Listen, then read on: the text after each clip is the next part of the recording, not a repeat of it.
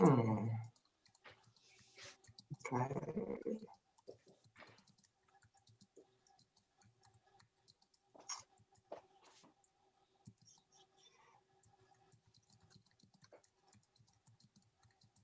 You're now live streaming.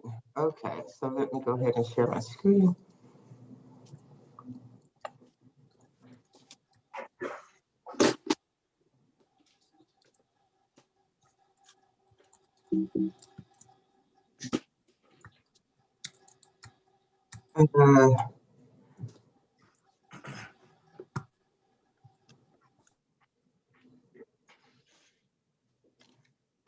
Good morning. Welcome to Pancakes and Politics this morning. This is our March meeting on March 13th, and we're gonna go ahead and begin with the Pledge of Allegiance. If I can get everyone please to stand beside the Pledge of Allegiance. I pledge of allegiance to the flag of the United States of America and to the republic for which it stands, one nation, under God, indivisible, liberty and justice for all. And justice for all. Thank you.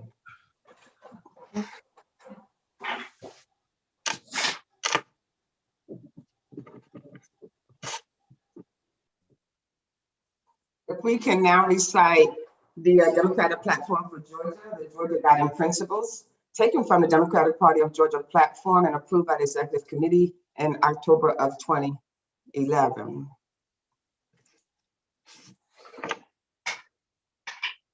Georgia Democrats believe in economic security and good jobs, quality public education, quality affordable health care, and earth that is sustainable and equal justice under the law. Thank you. This morning, we have a pretty jam-packed agenda. I'm so glad to have you here. And we're going to start with the Pledge of Allegiance. Well, we started with the Pledge of Allegiance. Please forgive me. We're going to continue on with our committee updates. I'm excited. We have some committee chairs that you met last month, and we have some new ones that I want to introduce you to. And they're going to talk about the objectives of their committee, as well as what they have done so far and what they plan to do within the next quarter. We also want to briefly talk about county updates, and we're going to end with a wonderful speaker, the Georgia House Democrat Minority Leader, the Honorable Representative James Beverly. At first, I want to welcome you, and I'm actually going to have our membership chair do that. Eddie, would you like to welcome everyone to the meeting this morning?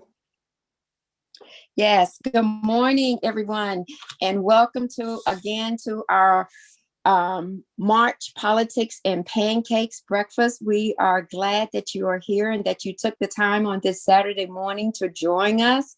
My name again is Edwina Davis, and I am the chairperson for our membership committee. We look forward to having you here each and every second Saturday of the month. We are, if you look at the chart, our membership dues is just $35, and we have something for each and every one of you to do. It's affordable. We have various committees for you to come and join. So we look forward to hearing from you. There's a website that you can direct your attention to. And if you have any other questions, you can reach out to either myself, Lorraine Starsco, Mrs. Flood. We also want to take an opportunity to welcome our guest speaker this morning. We look forward to hearing from him. And thank you all for tuning in and joining us again. Thank you so much, Eddie. Thank you. Again, if you'd like to pay your dues, you can go to our website at gafayettedems.org. And speaking of our website, then we're gonna start with, that's a nice segue into our next committee person. And we're gonna go ahead and start with Kenneth Hamner. Kenneth is our communications chair. Hey guys, good morning. So yes, a lot going on in the communications committee. We are working on launching a brand new website. It's gonna be really cool. It's completely modern. It's almost done.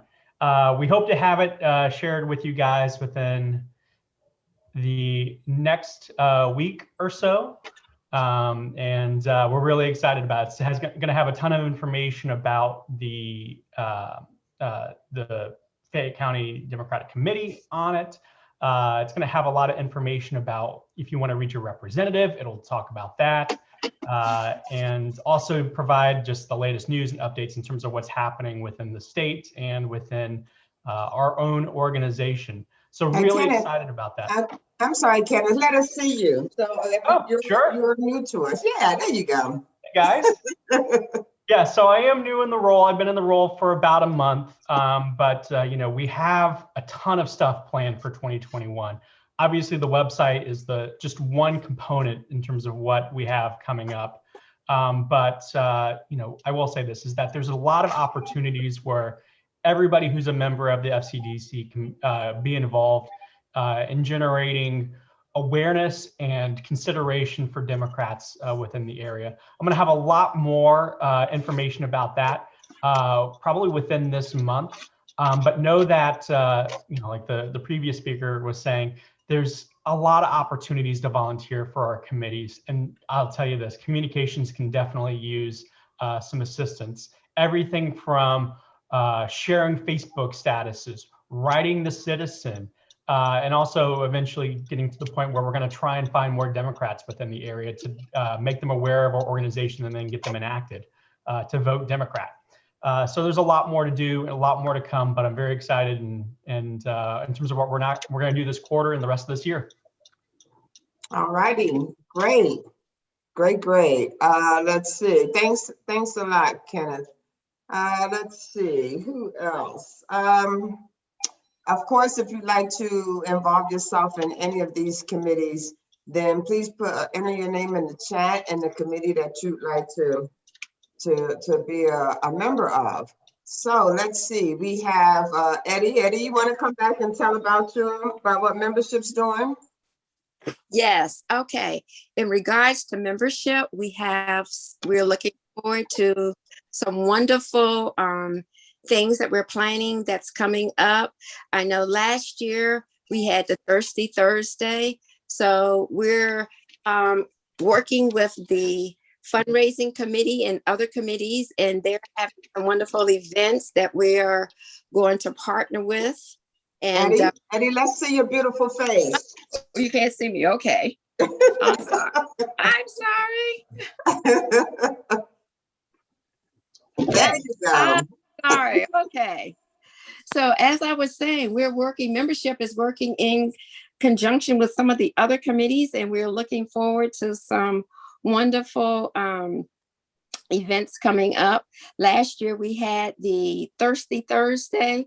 So we're going to hopefully, as COVID subsides later in the year, go back to doing those events in addition to some barbecue events. We're going to have some fundraisers coming up and just some other things in addition to some movie nights. Hopefully there will be a Taco Tuesday and some other things that everybody can get involved with later this year. We're also planning some things for those people that have concerns about COVID. So if you don't want to leave the comfort of your home, maybe we can do some things like that as well. Maybe some Zoom activities that we can even partner with and work out with communications.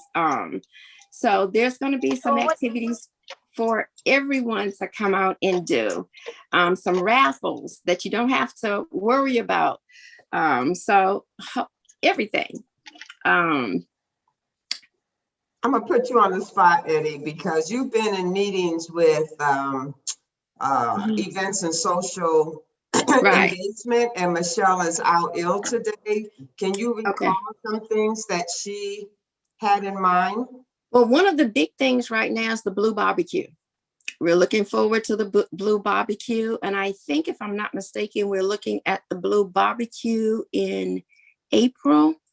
If I'm not mistaken, I think it's in April. We're looking at a Blue Barbecue, and there's going to be more information coming out with the Blue Barbecue. And that's going to be one of our big events. And I have a whole listing, but the legacy program is something that we're also talking about. And I don't know if Daryl's on the call this morning, but I know Daryl's going to be speaking in regards to the legacy program, which is something that everybody can participate in regards to the legacy program as well. So we're looking forward to a movie night later this year. We're doing something for kids going back to school this year.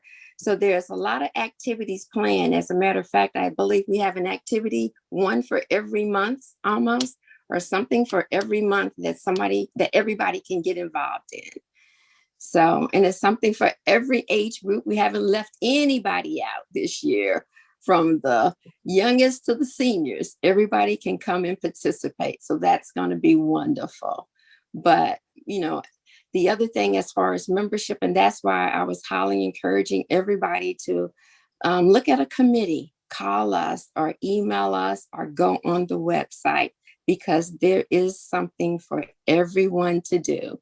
As I've just said, we've outlined a lot of things that we're planning. So now we just need your body, your hands, your mind to just come and participate and help us out. Okay. All right, Ms. Flood. That's lost somebody. Okay, she's back. Okay. Okay. I think I lost connectivity. Yeah, I mean, you're back. It okay. could be me too. Okay. All right. Do you happen to recall the date? And we had a question about the date for the Blue Barbecue. And I apologize that we don't have those for you, because Michelle just texted me this morning saying she was feeling very ill, and she would have had those dates. I will put it in the chat. Okay. All righty. You'll put it in the chat? I'll put it in the chat. Okay. I know she has to go find those notes. Membership and events and social engagement have been working together on definitely events, and then engaging members as well. And so there is a whole year-long series of events, and they've been instructed to go ahead and populate the FCDC calendar, the Breeze calendar, and then also and it will show up on the website. So if we could, and we'll keep you abreast as much as possible. Again, we will need as many volunteers as needed to help pull these off. They're looking for more volunteers to work on their committees as well.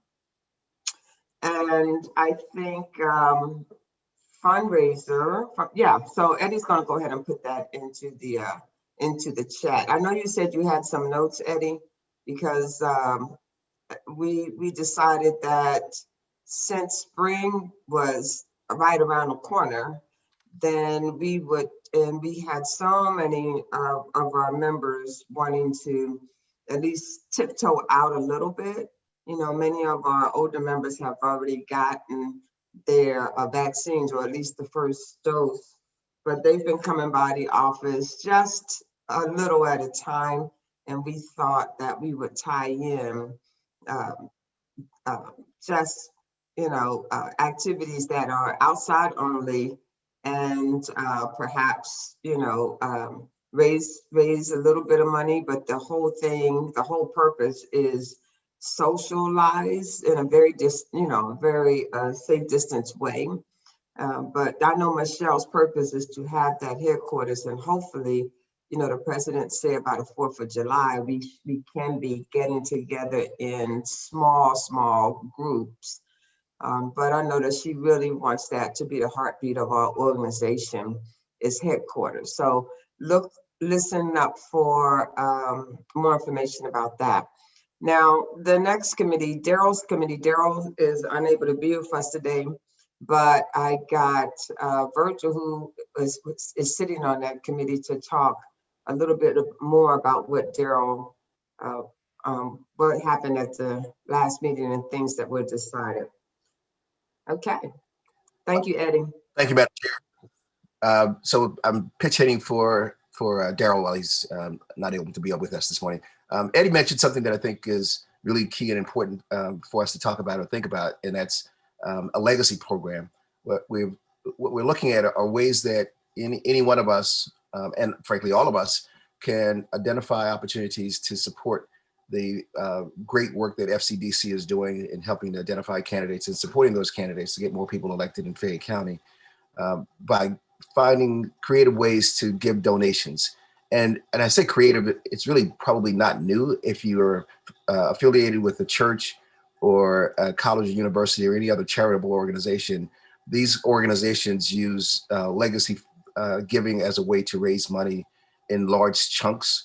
And so they could be either in the form of stock, bonds, mutual funds that could be transferred from your personal or your estate to the organization. There are ways to have an organization like FCDC as a part of your will or as a beneficiary in an insurance policy. So we're going to kick this off and provide you more detail over the next couple of months. And for anyone that may be interested, there are a number of ways that you can do this, and we'll provide you with more specific information on how you can help support FCDC in a very meaningful and significant way, and do it through any number of options. Okay, thank you very much. Thank you, Virg. Sure, so we've had let's see. And we've had Eddie, and so Sarah Van Eden, how are you this morning? I don't know if you can hear me, but Sarah is our new chair for political activities. Hey, Sarah. Hello, how are you doing? Good. Yeah, there you go. Sorry, I'm walking my dogs. Hi. So I'm excited about getting to work. If anyone wants to join the committee, there's obviously municipal elections coming up this year. So we're going to help try to make sure that we're putting candidates in all of those spots. These are nonpartisan, but we do still want to make sure that we have Democratic representation, obviously. So yeah, if anyone's interested in joining me, I'm looking forward to getting a candidate school together to train a little bit on different dates that'll be important to all the candidates to get to learn. Sorry, I'm wrestling with two dogs at the same time that I'm doing this. As well as some other issues that affect us locally that I really want to get into. And then obviously I'd love to get some of us speaking to people at the Gold Dome about some of the things that are going on there. So if you'd like to join me and work together to get some of this done, that would be wonderful. Great. Could you tell us a little bit about the objectives of your committee? Again, I guess that's really working right now to identify candidates for the municipal elections. I think will be one of the top priorities, as well as speaking with the people that we currently have in office. Oh, great. You can reach me directly at Sarah Van Etten 80. I'll put that in the chat comments at gmail.com. Great. Thank you so much. The other task that political activity is in charge of is actually getting volunteers to attend on a rotating basis the county commissioner meetings, the Board of Education meetings, Also, Board of Elections meetings. If you don't have to commit yourself, but maybe one or two times a year for those meetings, we just feel that it's important to have a presence always at those meetings in order to identify what's going on actually in the county, and also to alert us if we need to take action on some things. The underlying factor is also, it feels really good for our Democratic elected officials or representatives to have a presence, to have a friendly face, Democratic presence in those meetings as well. The other thing that political action is in charge of is trying to find those volunteers who are willing to give of themselves in a big way and volunteer to be on many of the county citizen groups or boards that the county has representatives. They usually, they have committees that do the business of the county throughout the county.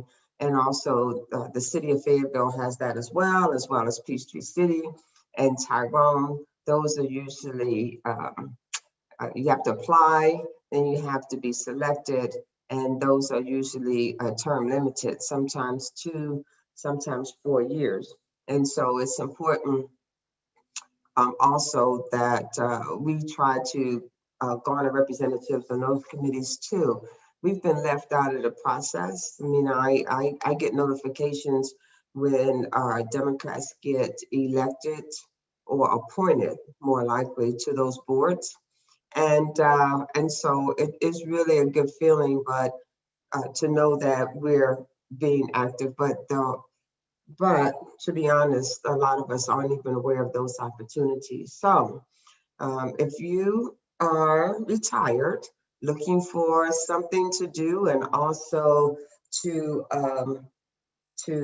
lend us your talent and your knowledge, and you'd like to donate your time to something that's bigger than us, and we certainly could use your skill at in those boards. So please,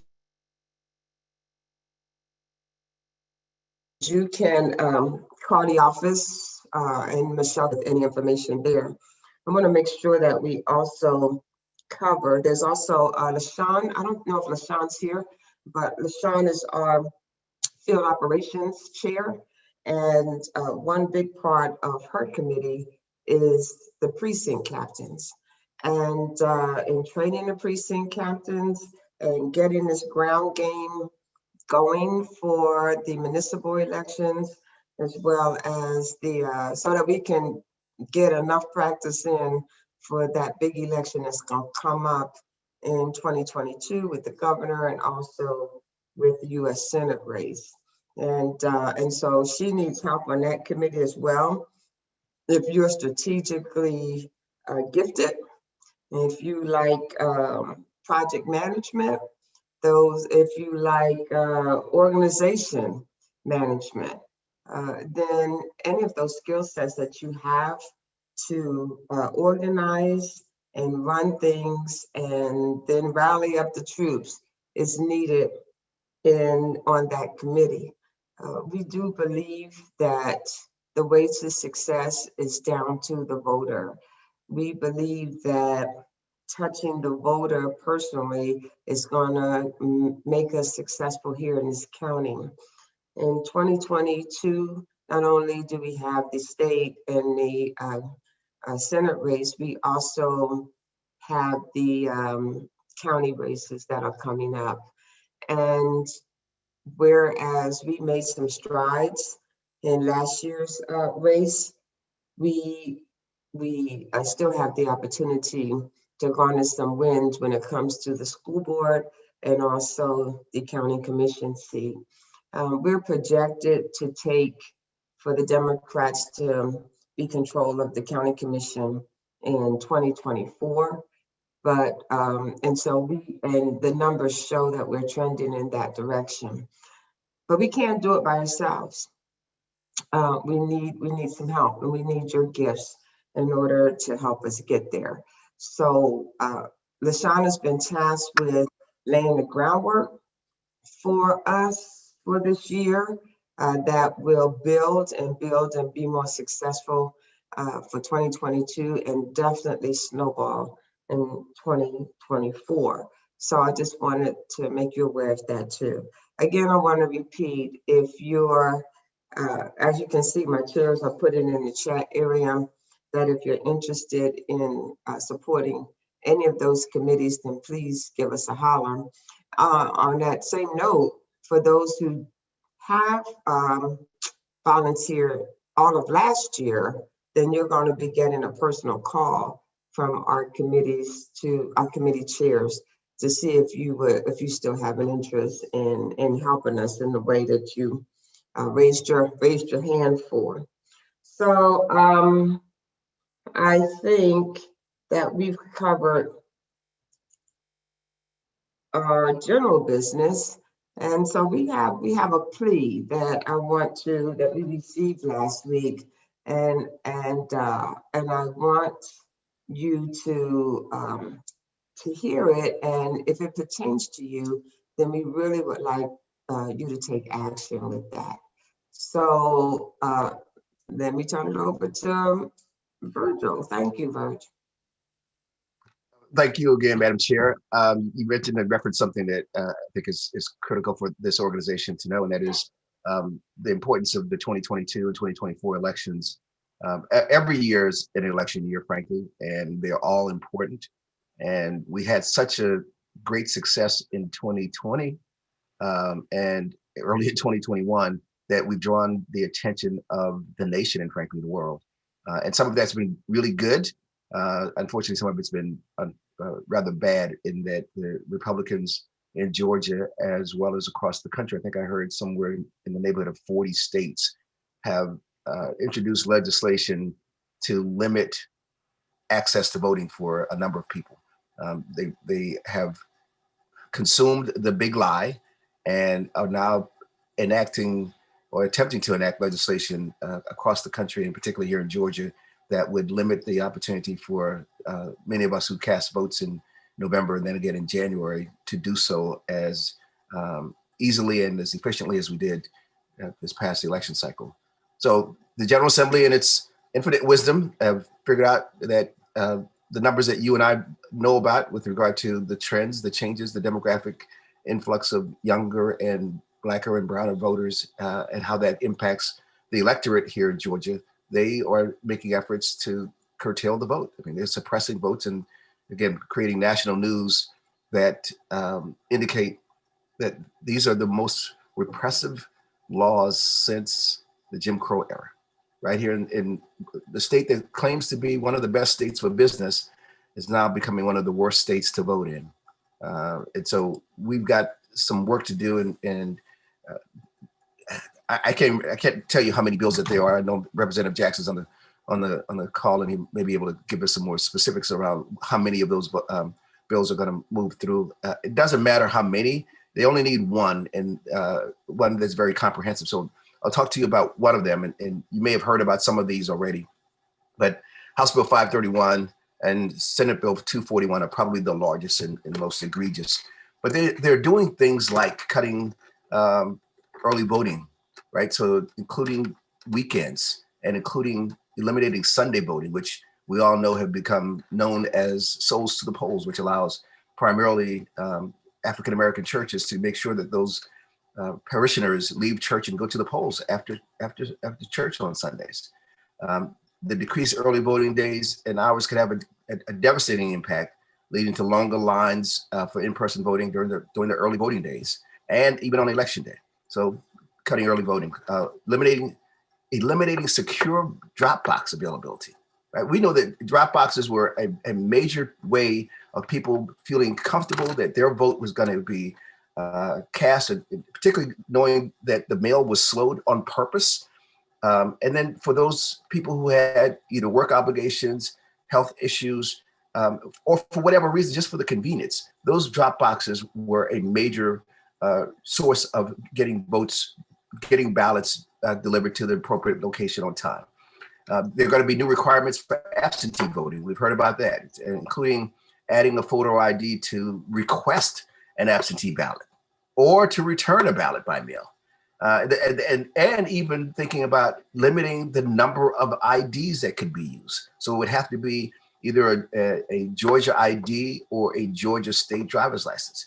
Now, for many of us, that's not an issue, but for a lot of people, it is. There are people all across the state that have limited access to DMVs, and unfortunately, there are a lot of people who don't have the resources. So requiring specific IDs and then requiring an absentee ballot, a voter ID for absentee ballot, disqualifying provisional ballots, right? So people will, on many occasions, vote in the wrong precinct because their precinct moved or because they were given bad information. And when those votes are cast in the wrong precinct, they are going to be automatically disqualified, as opposed to allowing the person to correct the issue. They want to essentially disqualify that ballot, which is egregious. Criminalizing allowing people to give water or food for voters who are standing in long lines.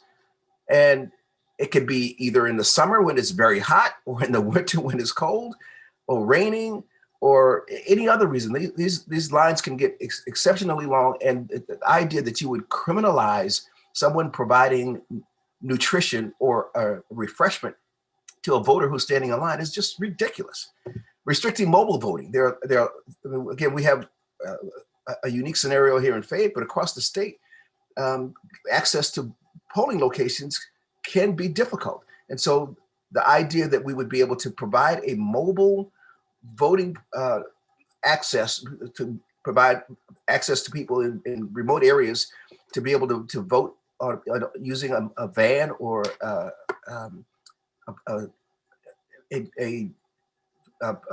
voting machine that's been delivered to the location, that just seems to be ridiculous. Shortening the window for applying for absentee ballots, right? So we know how successful absentee ballots have been, and they want to eliminate the ability for many of the voters to get access to the voting, the absentee ballot.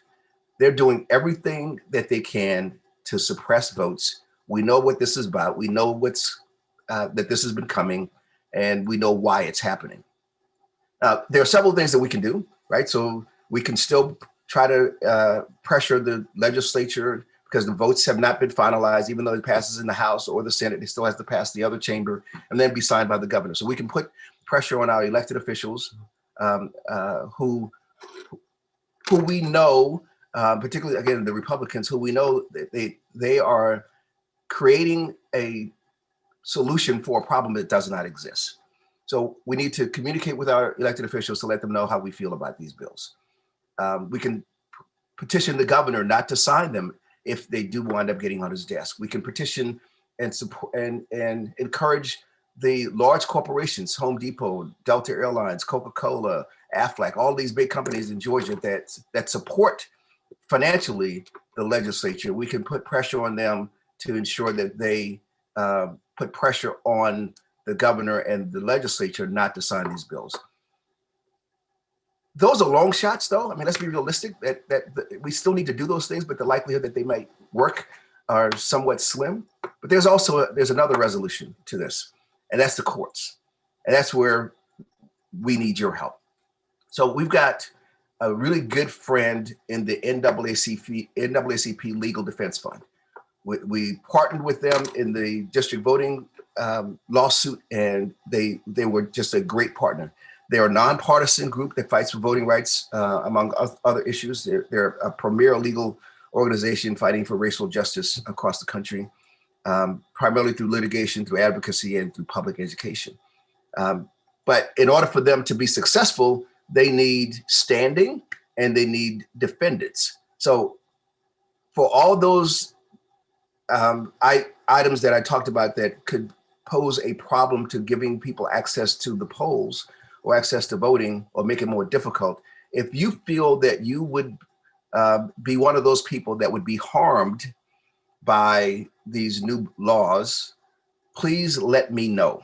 And we will work with the NAACP Legal Defense Fund, again, the nonpartisan group that fights for racial justice. We'll work with them to make sure that they have enough individuals who can attest to their being harmed by these egregious bills, to give them more weight in the lawsuit that we know is coming. And so we want to get ahead of this process. We don't need to wait until after the governor signs. If he winds up signing the bill, we want to be ahead of the process. So if you, again, feel that you or someone that you know, someone in your family, your mom, dad, cousin, sister, brother, whomever, if any of those people are harmed, please contact me at virgilflood@gmail.com. Thank you.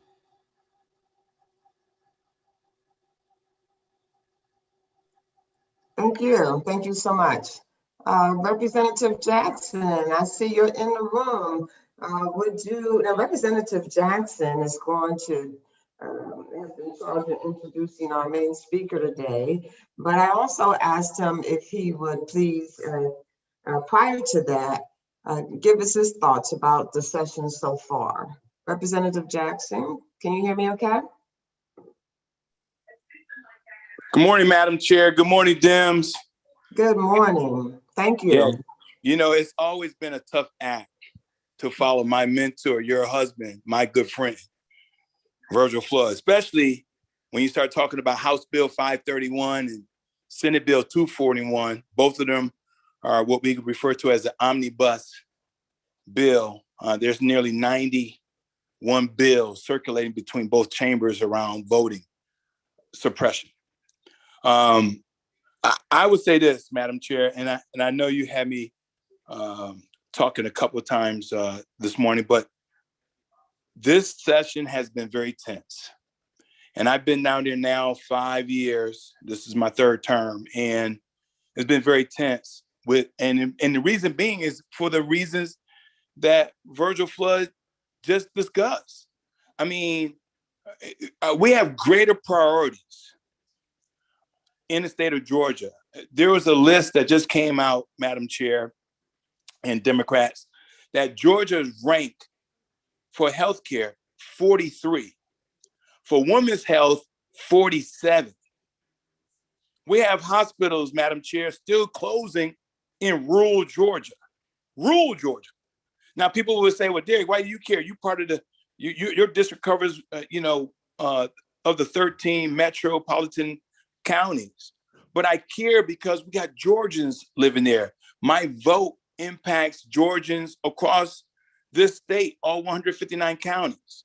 And when you get a hospital that closes, that negatively impacts that county, that city. It just devastates those citizens. And so we are very tense under the Gold Dome. We have snipers walking on the ground. We got snipers on the rooftop because of what happened on January 6th, that insurrection. And so even before we went into this session, we walked in very tense, very divided. And so, and I know our leader, that's going to be our guest speaker, that's going to talk about this too. So I won't get too much into it, but that's the answer to your question, Madam Chair. It's been very tense. Everybody's been on pins and needles because this venomous, egregious, anti-voting, voter suppression bills that we were introduced when we walked in there on January 11th, the first day, this legislative session.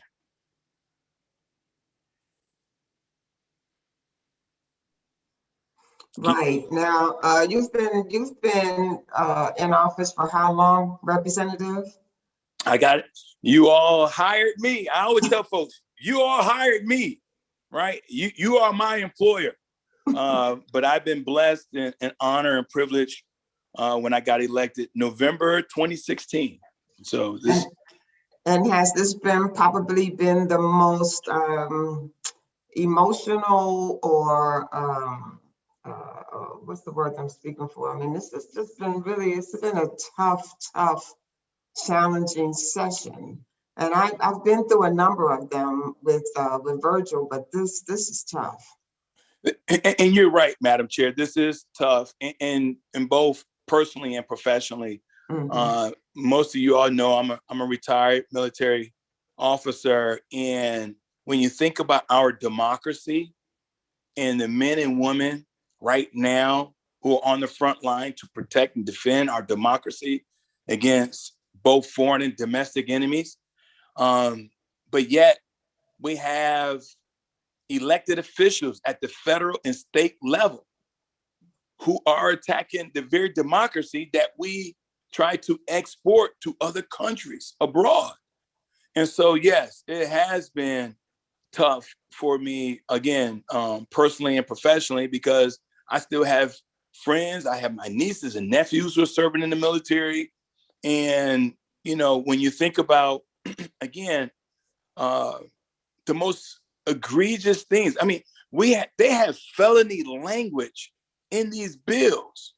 Felony. If my grandson was 8, he's only 20 months, but they have in one of these Senate bills, if you have a person that can walk and talk and read in the booth with you, that would be considered a felony.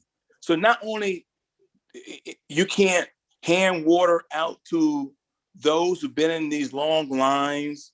And I won't reiterate all the points that Virgil made, but they got felony language in here. Felony, not misdemeanor, not felony.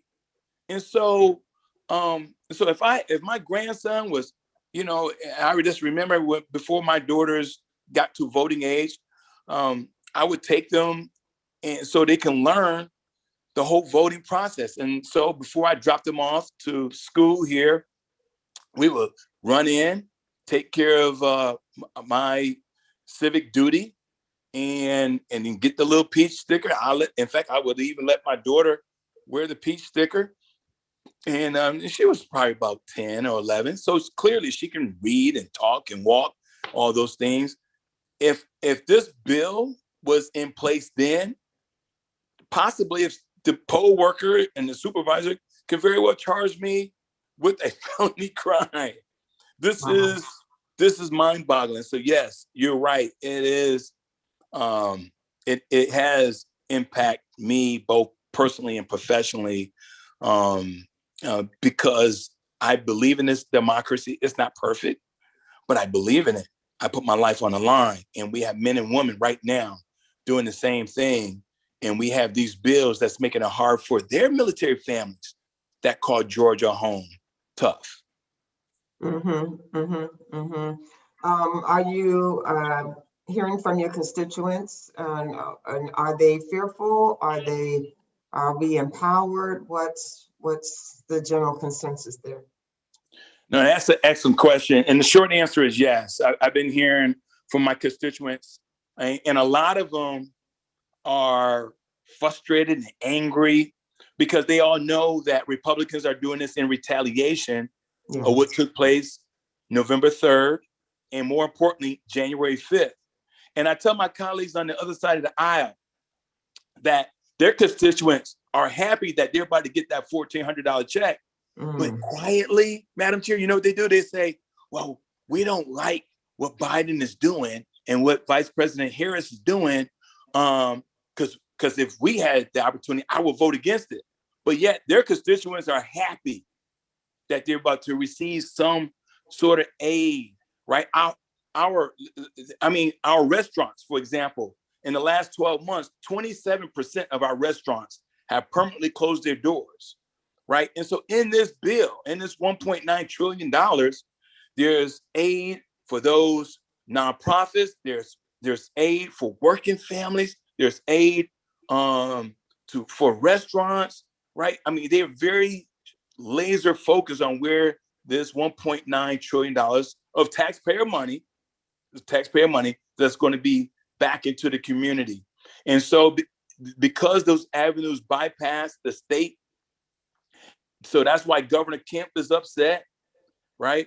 Because the state should not see any of those dollars in this sense, because if it gets tied up in our general treasury, then we can, without some restrictions. But if it was set up the same way that the former administration did. A lot of states received aid for to help with the coronavirus. Georgia did not do that. Right. And that's why there's hundreds of millions of dollars that's still on the table. Just like Medicaid expansion, 685,000 Georgians with little to no health care in Georgia. But we got $3.9 billion on the table because Georgia refused to expand Medicaid and talk about Affordable Care Act, because we affectionately know it as Obamacare. So it's these types of things that we know should be our priority, but yet we're having a battle over our democracy, who should and should not vote. And here's the interesting thing. I told my Republican colleagues, I said, over 400,000 of your constituents who voted for Trump used the absentee ballot. So these bills negatively impact their constituents too, but they don't care. Right. If I can remember, a lot of the bills were put in place by the Republicans, and so 2005. Right. You're exactly right. So I just want to let everyone know that Leader Beverly is busy, especially since he is the session is still in place, and so he's going to be arriving shortly. But while we have our valued Representative Jackson with us in the room, are there any questions that you would like to ask him? If you would please put in the chat, he'll be happy to answer them until our main speaker comes into play. But we, when the session is over, we will definitely have Representative Jackson to come give us a full synopsis of what happened. I do want to ask though, what's going on with the redrawing the district lines? Has there been any mention of that yet? That's a very good question. And the answer is, so we have been quietly creating our strategy, Madam Chair. As you know, Virgil Flood has been through this process. I haven't. This will be my first time. And so both sides of the aisle, I'm sure, have been, developing their strategy on how these lines are going to be drawn.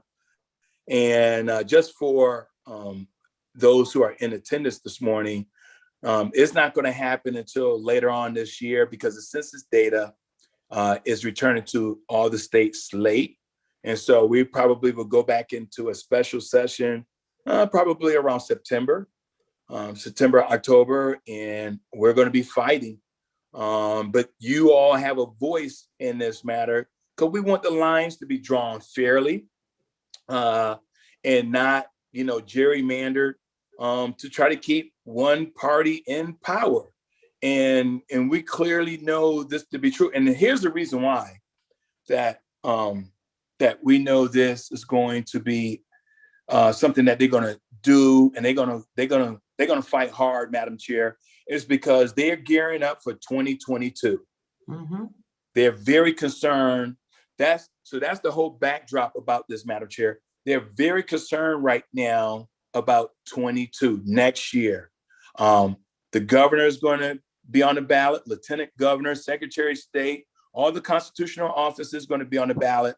All of our districts, state and the House, and going to be on Senate is going to be on the ballot.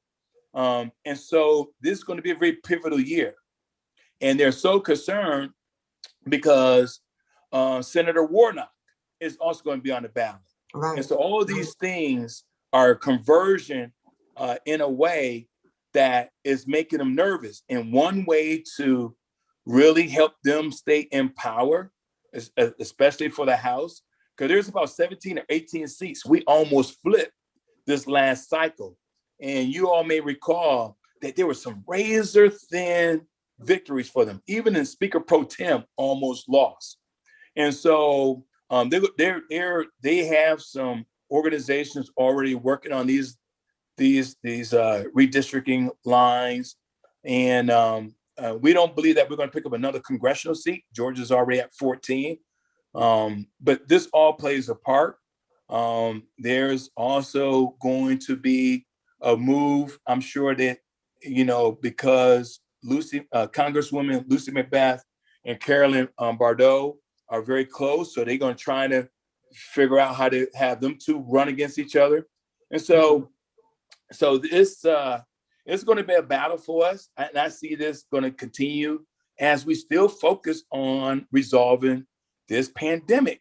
See, that's the other backdrop that we keep reminding, Speaker Ralston and Lieutenant Governor Duncan and the governor. We still have to deal with this pandemic. Yours truly want to get back to normalcy as much as possible, right? I would love to be out there, on the soccer fields here in the local area with my grandson. He turned 20 months old today, but we got to make sure that we keep everyone safe. And so that's why we continue to remind our colleagues under the Go Dome that let's put the priorities in the right place. And that's starting with people. Right. Let's start with the people, put politics aside for right now. But this is the whole backdrop, and that is 2022. That they're already anticipating. I mean, they already have a campaign against Stacey Abrams. They're so intimidated by Stacey Abrams, Madam Chair. And so they already raising money. They're using her name on every ad, right? And so they're anticipating her to run. We don't know that to be true or not because she hasn't announced, to my knowledge. But this is what the whole backdrop is to stay in power for political reasons. They're not doing anything for the people. Thank you. Thank you so much. Well, look who has who's been able to join us this morning. So glad to have you here. And I'm going to let Representative Jackson tell our fair Democrats all about you, Leader Beverly. Wow. So listen, Madam Chair and fellow Democrats, it is my honor. Anytime I get the opportunity to introduce our guest speaker today, I know him personally. He's been like a brother. He's been down to under the Go Dome for 10 years. In fact, he served when my mentor was down there, Virgil Flood was down there. Leader Beverly, he's a doctor, he's an optometrist and very thoughtful thinker. He's a leader. He has been on a what we call in the military, the tip of the spear about some of these topics that we've been talking about. I know Virgil Flood went over the voter suppression, and Leader Beverly has been on them on these voter suppression bills. And he submitted a bill that they didn't even entertain to expand Medicaid because, he hails from Macon, Georgia. He sits on rules, appropriation, all those big committees that make big decisions for all Georgians.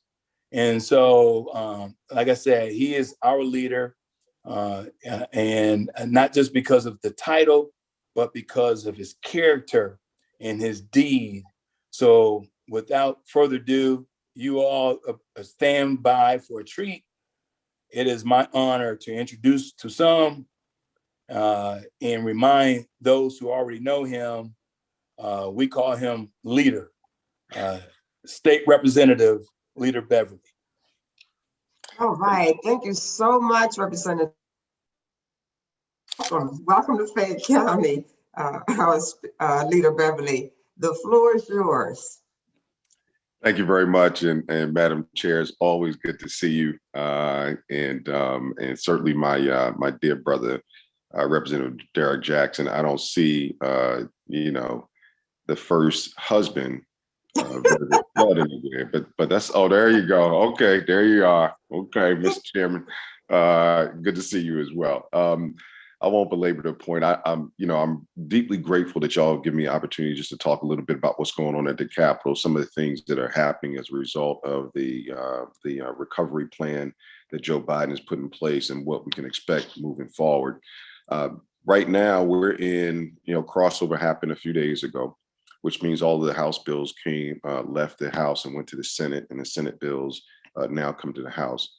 a couple of things that put on your radar, and I'm sure that you've heard, is that Senate Bill 241 is one of the voter suppression bills that the Senate has pushed, which is unfortunate.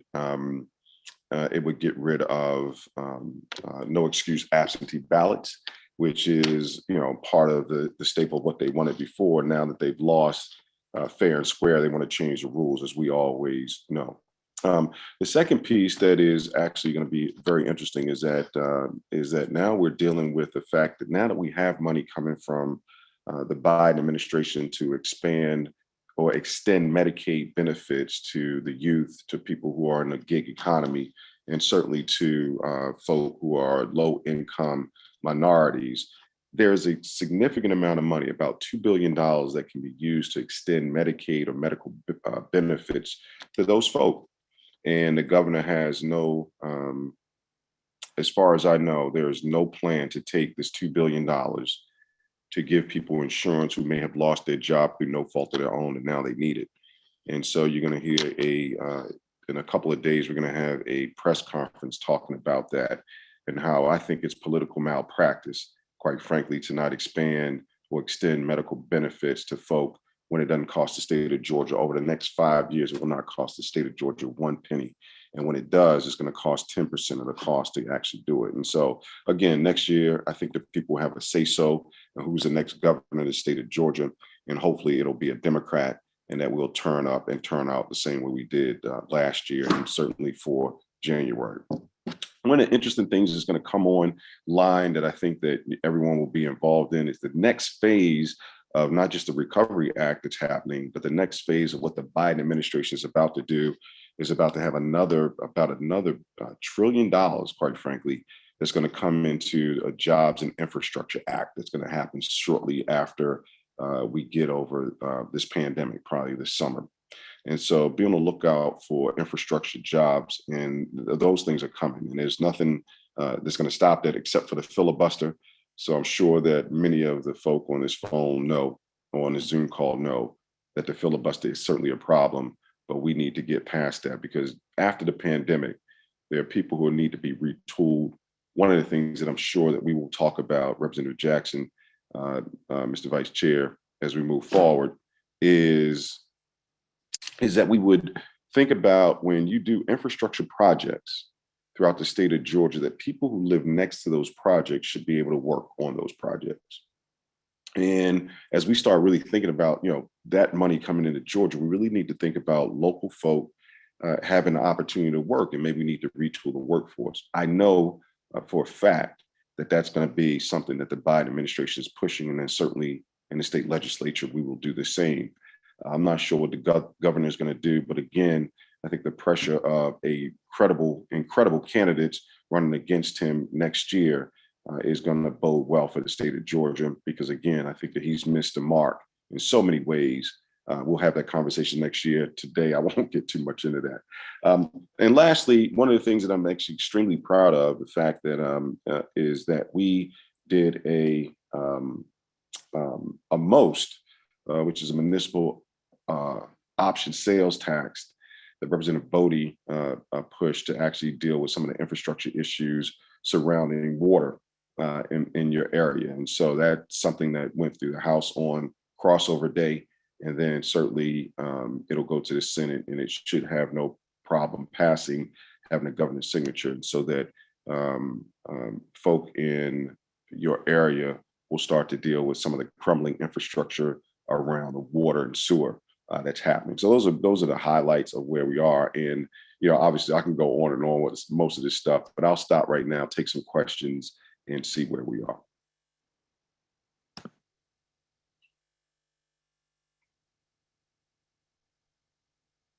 So, Madam Chair, I have a question, if you will allow. Oh, absolutely. Leader Beverly, again, thank you for taking some time to address the Fayette County Democrats. And I know we've got a lot of hard work ahead for the balance of the session, but looking towards 2022, and mentioned the likelihood of a very strong candidate that will force the governor to perhaps alter his current strategy of saying no to Medicaid expansion. What are the possibilities, or what is your sense of the ability for the House to pick up more seats in 2022? Yeah, that's a great question. I think Representative Jack, that's a great question, actually. Representative Jackson was saying something about the census. And as you know, I think it's going to be tough, quite frankly. There are two things, two tensions that I have, Virgil, around that. The first tension is we're going to pick up another 6,000 seats. And so every district is going to expand by about approximately 6,000 seats. So Representative Jackson will go from representing 54 or so thousand to about 60, and so will I, and everybody else will represent about 60,000 people. The question is, in the southern part of Georgia, South Georgia, where do you pick up those 6,000 seats? Because people are leaving those areas, coming to the metro area. So they're losing population. So how do these southern counties or southern legislators, generally rural, white, Republican, pick up another 6,000 seats without cannibalizing their neighbor? And so they're going to have a fight in and of themselves just to have a map that will pass, not pre-clearance, because obviously that's been severed, but clearance that still has to pass clearance. And so I think they're going to have to protect those folks. Now, if they're willing to sacrifice their Southern Republicans to go after the folk around the Northern Arc, like Gwinnett area, to pick up the equal amount of seats, then we're in trouble. But that's a part of their strategy. I mean, that's going to be something that they have to manage. And so those are two tensions. How do they manage not having those Southern Republican guys stay in place without altering too much around Atlanta? That's going to be a real tension. The next tension, I think, is going to be an extremely interesting one, is if they draw a map that doesn't pass. So again, pre-clearance has been severed. But if they draw a map that the Justice Department doesn't clear next year, then we'll probably have maps redrawn again before that 10 years is up. And so I think there's another opportunity. So even though we may not pick up seats next year, there's a strong possibility that within that 3-5 year window, if they do some real, monkeying around with communities of interest, that we'll have another bite at the apple prior to 10 years. And so those are really the two tensions.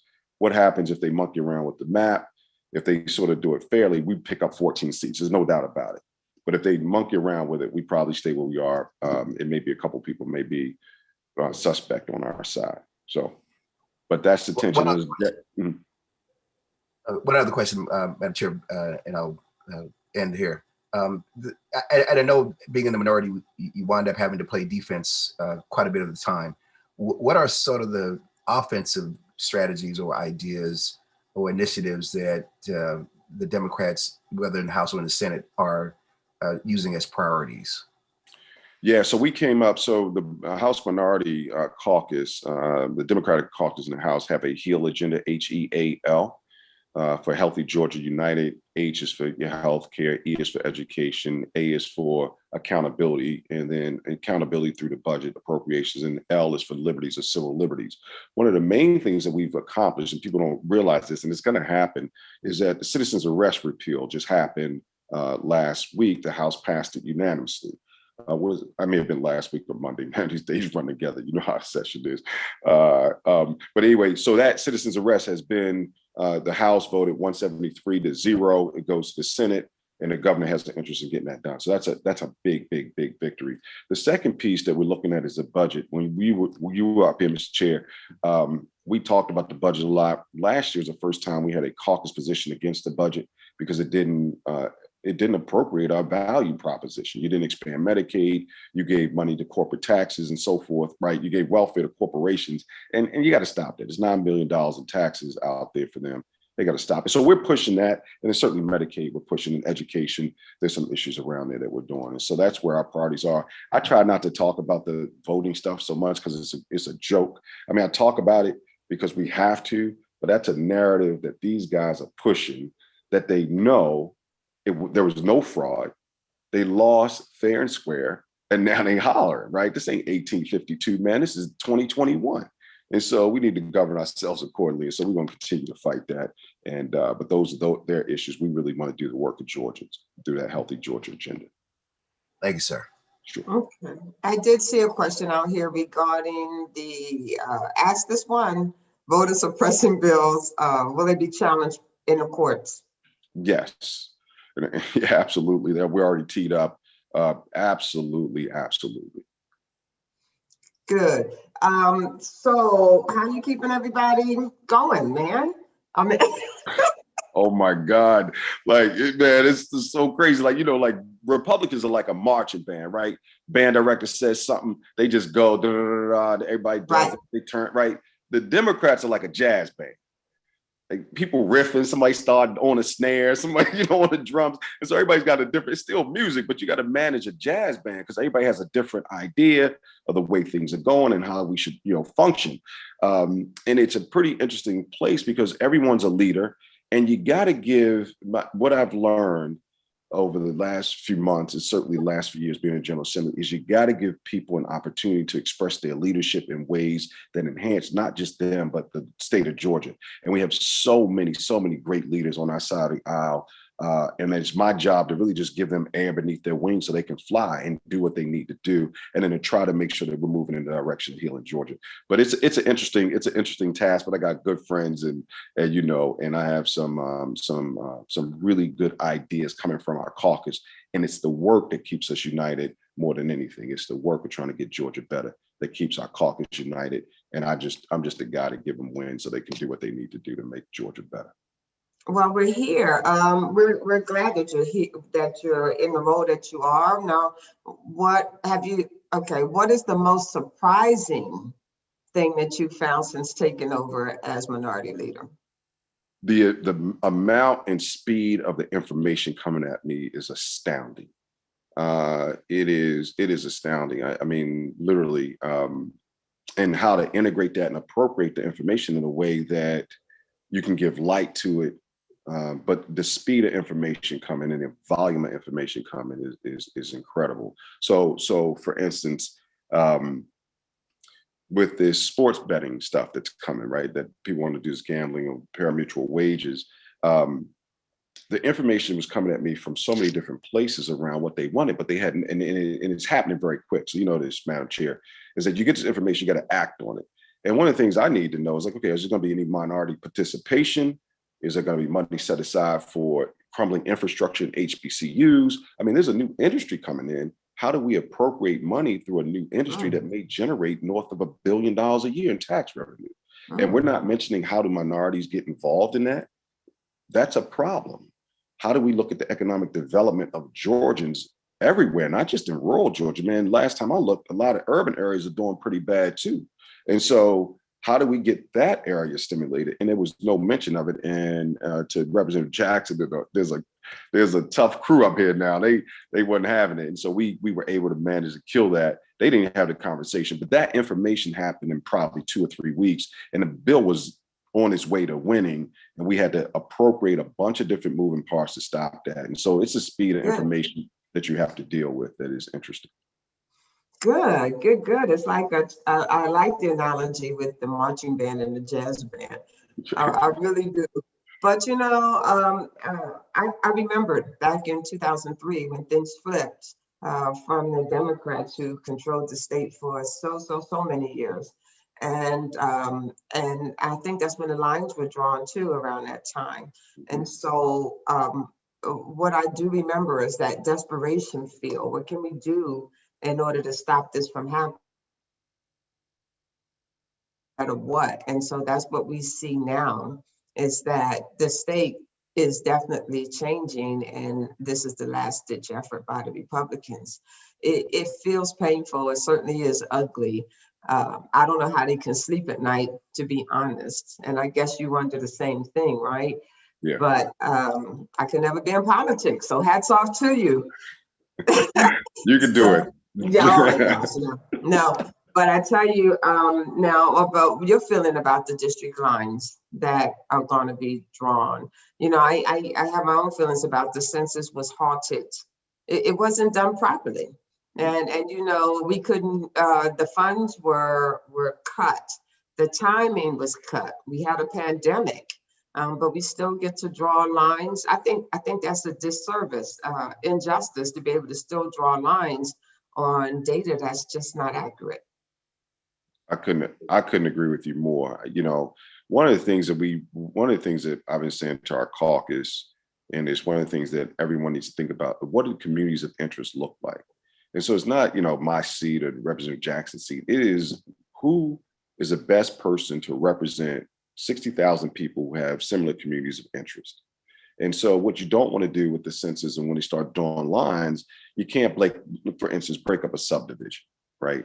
Or have a school district cut in half. There's certain places where communities of interest actually exist, and probably in your delegation, you need to start thinking about what does that look like, right? Is there a market or grocery store that is that more people go to in this particular area? That may be a space. Is there a lake that people fish on, right? Like, or hang out at, or park?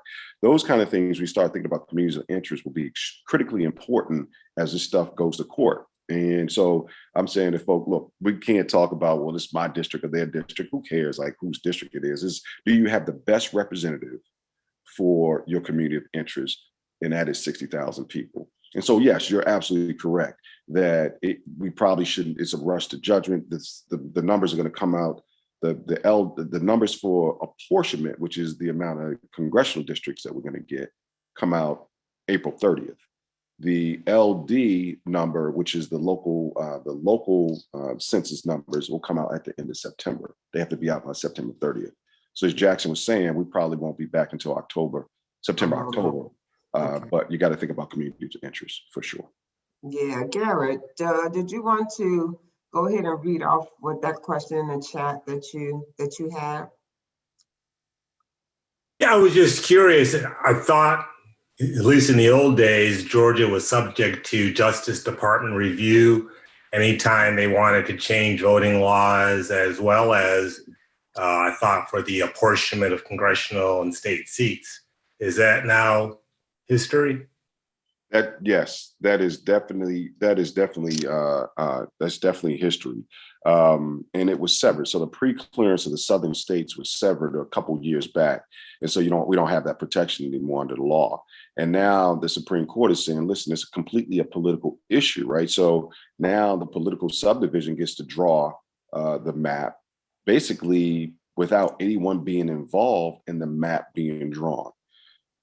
And it's all political, so it's not a court issue. Now, what'll happen though is, right, what'll happen is they'll draw their map, we will run on those maps. And the fight is, so what I can't control as a leader is I can't control how they allow us to go into the apportionment office and actually draw maps. Because they may say you can only do it 1 hour a day, you got 180 members, then that becomes a hard place to do it, right? How many times can you visit? We got to draw congressional maps. I mean, there's a lot going on with this stuff. But the pre-clearance part, that's gone. Now, so whatever maps come up, once those maps hit, if they don't involve communities of interest, then this will absolutely go to court. And so they still have to clear the Justice Department. It's just that time is over. I think it was Shelby versus something a couple of years back. But yeah, so that was so that's severed. So that's something we have to contend with now. Okay. Are there any more questions that we can ask Leader Beverly? Please place them in the chat area. One concern I have is, what are you hearing about House Bill 1, voting rights, coming out of Congress? Yeah, that's a great question. I talked to Warnock's chief of staff, I think, a couple of days ago, and that is going to, we'll see. I mean, look, the administration has to push it. You got to get Manchin, the guy out of West Virginia. They just got to just jam it down people's throat. This is just hardcore, knuckle up and get it done. This is not, you got to do it, because if not, it's just that moment in history where you can't wait and you got to go after it. So I think that we're close. I think that the Congress is close. Are you able to explain a little bit about that? Yes. So it's a lot of it's like the pre-clearance. There's a lot of the voting stuff that we're dealing with can be done away with H.R. 1. And so all the suppressive tactics that they're using, all the stuff that you're seeing, a lot of that is derived by people who, again, lost election fair and square, and they want to change the rules. What this does is starts to put back some of those safeguards that Garrett asked about pre-clearance and so forth around voting. And so we really want to make sure that that gets through. But yeah, it's a huge issue, but it really does give us the ability to then counter some of the narrative, and then it just goes away and we can do what we need to do. So, but it's pretty fascinating. But they have the ability to do it. But the Biden administration is going to use some political capital, some arm twisting to get it done. So, we're encouraging them to push forward. And so us taking our bills to the courts will allow them time to go ahead and pass that HR1 that will affect all states across the country. Correct. And finally, I know we've got the most egregious probably being, Georgia, but then that will offer protections for everyone. And are there any other questions? Madam Chair, I have a question for the minority leader. Sure. It's purely a superficial question, really. It's not very policy driven, but Representative Jackson said that things are pretty tense in Congress right now for you guys. Is there any semblance of mutual respect between you and your Republican colleagues, any sense of camaraderie or friendliness? Because I know growing up, there was always friendship between the two sides, but now it seems like it's non-existent. Yeah, it is. So and it is tense. There's no doubt about it. But my personality is, I'm like, I'm an intense guy, but just like, I'm kind of easy breezy. You don't bother me, I don't bother you. I'm intense. But the leader on the majority side is intense too. John Burns is very intense. And every day we literally, whoever goes, like there's a little place where you get some water in the morning, whoever reaches it first brings the other person water. We're like, all right, let's get ready for battle. And so, and when we're taking tough votes and when we're standing, we're saying what we have to say, when it's done, quite frankly, a lot of times I'll critique his people and he'll critique mine, and we'll just kind of smile and go back to business, because we understand that we can have different philosophies. And so a lot of times, right, the news and what you see on television is to promote this acrimony. It's to promote bad, ill. But the reality is look, I got a job to do. He has a job to do. Our members have a job to do. And we think that our issues are better than your issues. We think that we can represent Georgia better than you can. And so we're going to fight for that. And you have a right to do that as well. And so, yeah, behind the scenes really is not as bad as you think. There's some people who we just, are probably on both sides, we probably just don't like that much. But for the most part, at least from a leadership and even members, they get along and we talk about all kinds of stuff. But when it comes to battling for the soul and heart of the political will of Georgia, you best believe we're going to go after them. We're not, and there's, that's just the nature of the game. I think the news catches some of that stuff and makes it bigger than what it is, but the fight is very real. But we're not shrinking from that at all. But it doesn't mean that they're bad people. It just means that they have bad ideas at the wrong time. That's how I feel about it. So. Right. That's a very good question, considering times are different now.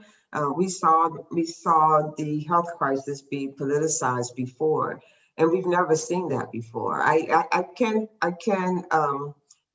confer with Leader Beverly that at least when Virgil was in office, that there was camaraderie among both sides of the aisle, and with the times that we're in now, is that wearing masks, not wearing masks, the uprising, and I don't like you, because you're a Democrat or Republican. It's a little different. The tone is so different. So I do respect that question as to, and I'm glad that you replied that, everyone is still working hard just to do their job, the job that they were sent to do, and that was to represent their constituents and to do best for their constituents and the state of Georgia as a whole. So that's encouraging, because I know many days you can take it home with you, and some do, and some like you don't. It's remarkable, and I really applaud that. It's not for everyone. It is for people like you, Leader Beverly, who can segment the job from the personal part of you. So, I mean, you still laugh, you still tell jokes. Yeah, I got to meet Leader Beverly when he first came in. So, and it's a pleasure. It's a real pleasure to see how you have aspired to be in the position that you're in and how you're doing so well. You're doing so well and very well respected. And so it's really nice to know you. That's for sure. That's for sure. And I want to thank you for the job that you do. If there are no other questions, and I'm checking to make sure that we, Garrett, did you see anything that we missed, or Bryce, did you see any questions in the QA that we may have not answered? No, I think you got most of them. Got most, okay. All righty then, Leader Beverly, I want to thank you so much for your time. We're hoping to get back to normal. What is that? Our normalcy, right? So hopefully when you draw those lines, that's going to be interesting. You can't get 180 people in a room, especially in today's standard. So that process alone is going to be one for the record books.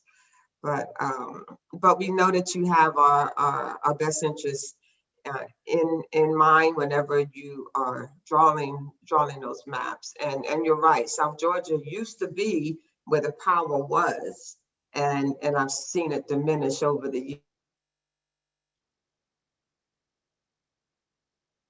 years, and so now the power is actually first. So that's an interesting shift. So, but I know in my heart, I just feel like it will be done fairly, and if not, we got to fight on our hands. We just have to stay on top of things. We got to stay motivated. We got to stay diligent. We've got to keep involved in the process and elect the right people for the job, as our representative, both of them, Representative Bazemore as well. So, all right, thank you. Thank you so much for your time. You have a good day. All right, good. I'll see y'all later. All righty. Thank you. Is Representative Jackson still here? I'm here, Madam Chair. Did you want to did you want to say anything else, or to wrap us up, or? Our leader, as he always do, is, one of those drop mics. I put some information as the leader was sharing in the chat. Thank you. All welcome, tailor that how you see fit. Those are just some of my thoughts around HR1 and HR4 as the leader. What is HR4? So HR4, now we affectionately call that the John Lewis Voting Rights Act. Mm-hmm. And so HR4, Madam Chair, will restore the pre-clearance that Leader Beverly was talking about. And so I put in the chat there the thoughts around HR1. What that primarily handles is voting rights, campaign finance, limits gerrymandering, the more ethical things that HR1 is. HR4 is where it addresses and goes after the pre-clearance, because in 2013, July 2013, that's when the Supreme Court put it back on Congress that if this is so important, they struck it from the Voting Rights Act of 1965 and say, you all need to write legislation to around pre-clearance, which is pretty interesting because they removed it from legislation. It's called the Voting Rights Act of 1965, which was mind-boggling. It was one of those, shiny objects over here and a banana in the tailpipe over here. But be that what it may, that's when Speaker Pelosi and John Lewis and others started writing H.R.4, and when John Lewis passed away, they referred to H.R.4 as the John Lewis Voting Rights Act, Voting Rights Advancement Act, which is to restore and strengthen the pre-clearance requirement. So that way we don't have 250 plus bills in 43 states going after individuals' rights to vote. Right. Okay. All righty. I asked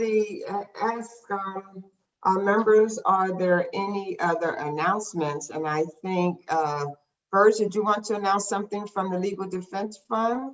Well, just to reiterate what I said earlier, that if anyone on this call, or if you know anyone who may be harmed by any of these egregious bills coming out of Derek Jackson's General Assembly, please let me know so that we can engage the NAACP Legal Defense Fund, again, a nonpartisan organization, to support whatever litigation might, will inevitably happen here in Georgia.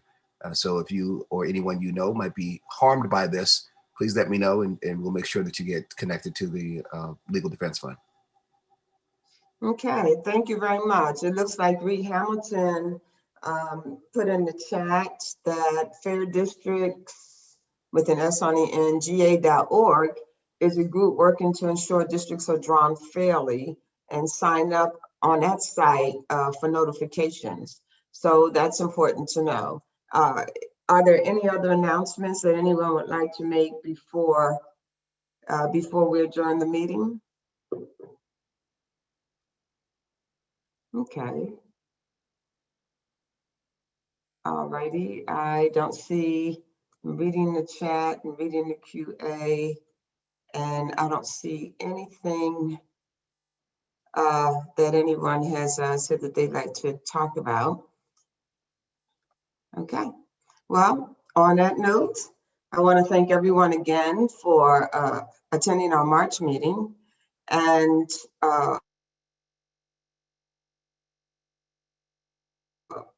to have a good day. And we'll see you again next month.